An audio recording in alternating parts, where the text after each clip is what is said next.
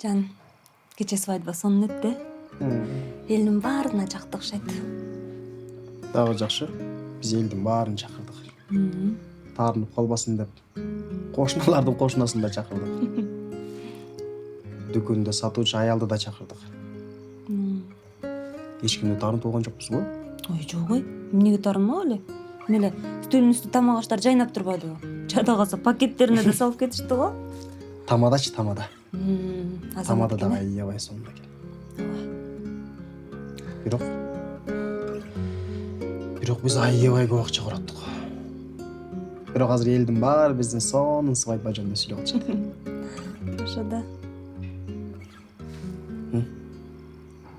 Мен жаман курскан башта. Меники дагы. Бышып калды го.